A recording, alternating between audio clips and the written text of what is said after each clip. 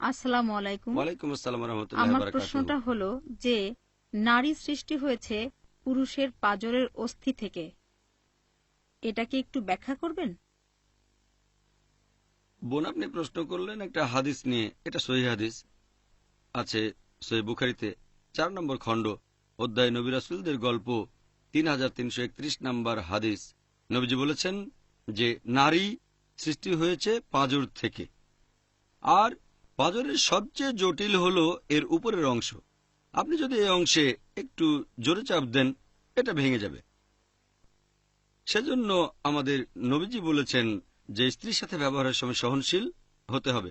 আরেকটা হাদিসে বলা হয়েছে যে বিবি হাওয়া সৃষ্টি হয়েছেন আদমের পাঁজর থেকে।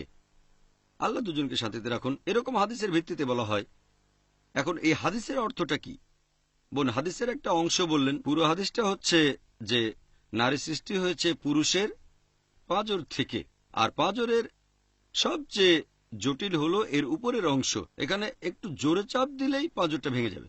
সেজন্য আপনারা স্ত্রীদের প্রতি দয়া এবং সহানুভূতি দেখাবেন, তাহলে তার সাথে ভালো ব্যবহার করবেন, সদাই ব্যবহার করবেন। পুরো হাদিসটা বলছে স্ত্রীর সাথে ভালো ব্যবহার করো।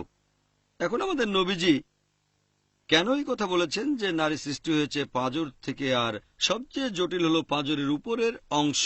অনেক মানুষ মনে করে যে এটা একটা নেগেটিভ হাদিস, নারীদের ছোট করা হয়েছে, নারীদের বানানো হয়েছে পাঁজরের জটিল অংশ থেকে, তার মানে কি মেয়েরা খুব জটিল? এই কথাটা অনেকের জন্য সমস্যা হয়ে যায়। এখন এই হাদিসের অর্থটা কি?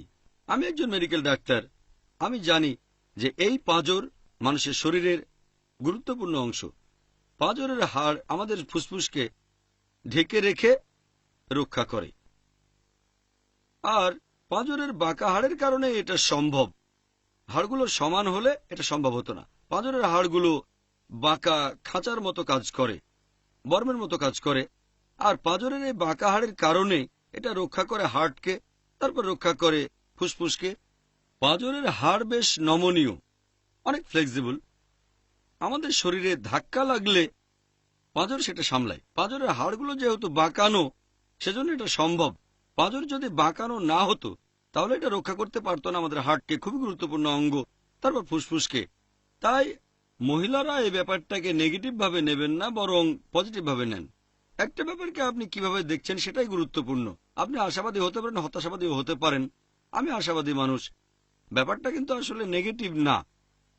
আপনি নারীদের অধিকারের ব্যাপারে সচেতন থাকবেন। কেন? যেমন ধরেন, আপনাদের একটা উদাহরণ দিচ্ছি। আল্লাহ সুবহানাহু ওয়া তাআলা নারী জাতিকে দিয়েছেন স্নেহ আর ভালোবাসার ক্ষমতা। মা হিসেবে মহিলাদের যেরকম স্নেহ ভালোবাসার ক্ষমতা আছে, সেটা বাবার মধ্যে নেই। সেজন্য মায়ের প্রতি সম্মান বাবার সম্মানের 3 গুণ বেশি। এখন যেহেতু মহিলাদের মধ্যে এই ইমোশনাল অনুভূতিটা রয়েছে, যাতে করে সে একজন ভালো মা হতে পারে। কিছু নেগেটিভ দিকও আছে। নেগেটিভ দিকটা হচ্ছে, যেহেতু সে ইমোশনাল, বেশি আবেগপ্রবণ, তাই তার হিস্টেরিক্যাল হওয়ার সম্ভাবনাটাও অনেক বেশি, পুরুষদের সম্ভাবনা কম। এখানে পজিটিভ আছে, নেগেটিভও আছে, তবে নেগেটিভের চেয়ে পজিটিভ বেশি। পজিটিভ হচ্ছে সে একজন ভালো মা হতে পারবে, সন্তানের যত্ন নিতে পারবে। নেগেটিভ দিক হচ্ছে হিস্টেরিয়া হতে পারে, এমন না যে সব মহিলা হিস্টেরিক্যাল। পুরুষদের তুলনায় মহিলাদের হিস্টেরিয়া হওয়ার সম্ভাবনা বেশি, তারপরও হয়তো খুবই কম পার্সেন্টেজ। সব মহিলাই মা হতে পারেন, তবে হিস্টেরিয়া সব মহিলার মধ্যে নেই। এখানেও একই ব্যাপার, যেহেতু আমাদের পাঁজরের হাড় বাঁকানো, তাই উপকারিতা বেশি। নেগেটিভ দিক হলো হাড়টাকে সোজা করতে গেলেই ভেঙে যাবে। এখন মহিলাদের তুলনা করা হয়েছে পাঁজরের সাথে। পজিটিভ হচ্ছে সে ভালো মা হতে পারে, যত্ন নিতে পারে, হতে পারে মহসেনা, পবিত্রকরণ বলছে। তবে সাবধান থাকবেন, তার সাথে ভালো ব্যবহার করবেন, ন্যায় বিচার করবেন, তার উপর বেশি প্রেসার দেবেন না। বেশি ইমোশনাল হলে হিস্টেরিক্যাল হয়ে যেতে পারে যদি বেশি প্রেসার দেন। এখন আমার মত অনুযায়ী এটা একটা পজিটিভ হাদিস। তবে কিছু কিছু বিশেষজ্ঞ আর অমুসলিম অনেকেই এই হাদিসটা বিকৃত করে তুলে ধরে, ইসলামের নিন্দা করে, আর মুসলিম মহিলাদের অনেকে মনে করে, ও হ্যাঁ তাই তো, এখন কি করব। এভাবে তারা আবারও হিস্টেরিক্যাল হয়ে যায়। পজিটিভ নেগেটিভ দুটোই আছে। দেখবেন পজিটিভটা, আমার মতে এটা পজিটিভ হাদিস। এটা মহিলাদের জন্য সম্মান যে তাদেরকে পাঁজরের হাড়ের সাথে তুলনা করা হয়েছে। এই পাঁজর শরীরের গুরুত্বপূর্ণ অংশগুলোকে রক্ষা করে, বিভিন্ন গুরুত্বপূর্ণ অঙ্গ, যেমন হার্ট। নারী হলো মহসেনা, শয়তানের বিরুদ্ধে দুর্গ, এটা কোরআনে অনেকবার বলা হয়েছে।